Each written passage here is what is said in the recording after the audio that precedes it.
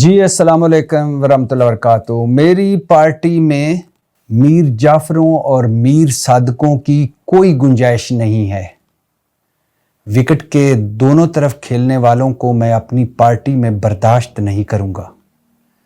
ہماری موومنٹ کے اس وقت قائد ہیں محمود خان اچکزئی، اور میں پارٹی کو ہدایت کرتا ہوں کہ محمود خان اچکزئی کی ہدایات پر مکمل عمل درآمد کرے۔ یہ کہا ہے عمران خان نے۔ 29 دنوں کے بعد بالآخر عمران خان کی بہن عظمیٰ خان عمران خان سے 20 منٹ کے لیے مل پائیں گزشتہ روز، اور عظمیٰ خان نے عمران خان کے پیغام، عمران خان کی باتیں، عمران خان کی گفتگو باہر آ کر میڈیا کو بتائی۔ عمران خان نے اور کیا کچھ کہا، اس پر آج بات کرنی، اور اس پر بھی بات کرنی ہے کہ چیف آف ڈیفنس فورسز کی تقرری کا نوٹیفیکیشن نہیں ہوا ابھی تک۔ 3 دسمبر ہے آج، اور یہ 27 نومبر کو ہو جانا چاہیے تھا۔ حکومتی وزراء کہہ رہے ہیں کہ یہ چائے کی پیالی میں طوفان لانے کی کوششیں مت کریں، کہ کیا سرائیاں مت پھیلائیں، افواہوں کا بازار مت گرم کریں، سب کچھ معمول کے مطابق ہے۔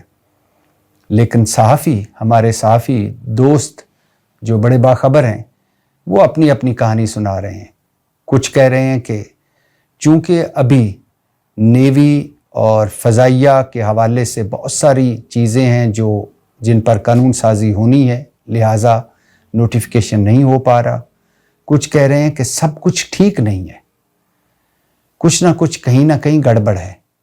کچھ کہہ رہے ہیں کہ نہیں، حکومت کچھ گارنٹیاں چاہتی ہے، حکومت کے کچھ مطالبات ہیں جو وہ منوانا چاہتی ہے، اس لیے نوٹیفیکیشن نہیں ہو رہا۔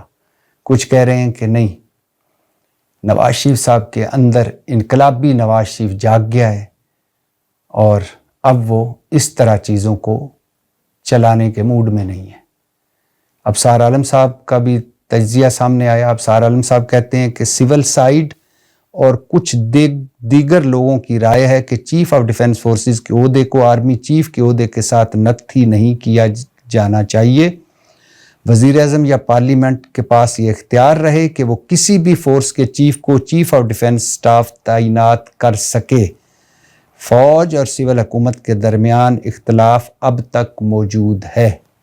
میں عمران خان کے دور اور اب اس بات کا حامی ہوں کہ 1 پیج رہنا چاہیے، 1 پیج پر ہونا چاہیے، ہماری اسٹیبلشمنٹ کو بھی اور ہماری حکومت کو بھی، کیونکہ ہمارے مسائل اتنے بڑے ہیں: قرضے، مہنگائی، غربت، بے روزگاری، دہشت گردی، نفرت، تقسیم، اور اوپر سے معاشی بدحالی۔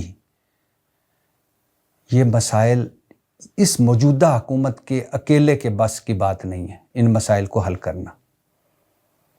اور اب ایک ہی صورت ہے کہ ہم اپنے اختلافات بھلا دیں، سب مل کر ایک ویژن، ایک رستہ اور ایک پالیسی اپنائیں، تو یہ مسائل حل ہو سکتے ہیں۔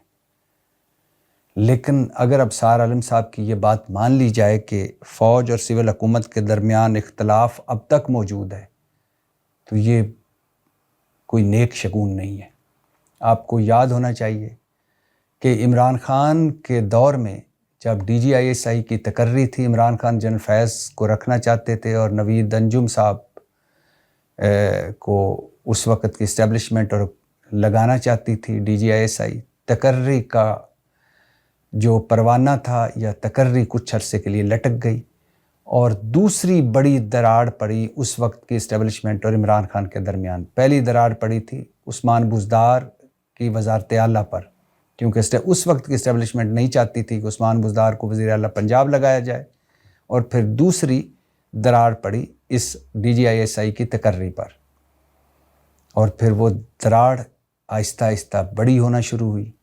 اس میں اپوزیشن نے اپنے نقب لگانا شروع کیے، اور پھر ایک وہ وقت آیا کہ اس وقت کی اسٹیبلشمنٹ عمران خان کے پیچھے سے ہٹ گئی، اور عمران خان کی حکومت جو اتحادیوں کے سر پر کھڑی تھی، حکومت نہ رہی، تحریک عدم اعتماد کامیاب ہو گئی۔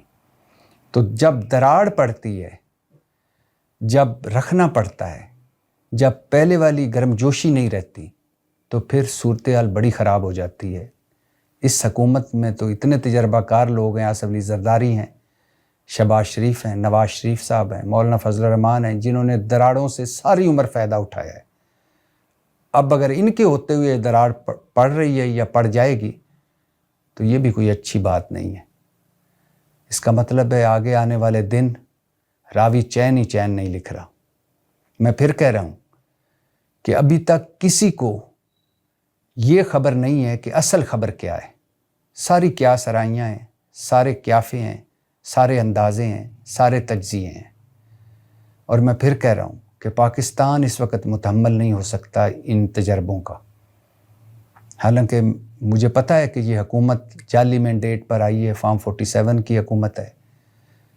عمران خان اور پاکستان تحریک انصاف سے بلہ چھینا گیا، پارٹی توڑی گئی، باقی جو پارٹی بچ گئی ان میں سے بہت سارے جیلوں میں، بہت سارے انڈر گراؤنڈ روپوش، اور پھر مینڈیٹ کا چھن جانا، مخصوص نشستوں کا چھن جانا، سیاسی سپیس کا چھن جانا، اور ہزاروں مقدمے، پرچے، گرفتاریاں، جیلیں، حوالاتیں۔ مجھے پتہ ہے یہ سب کچھ ٹھیک نہیں ہوا، لیکن اس کے باوجود میں یہ کہنا چاہتا ہوں کہ اس وقت ملک ان افواہوں اور قیاس آرائیوں کا اور اس محاذ آرائی کا متحمل نہیں ہو سکتا۔ باخبر رہیے ہر جگہ، ہر وقت، بر وقت۔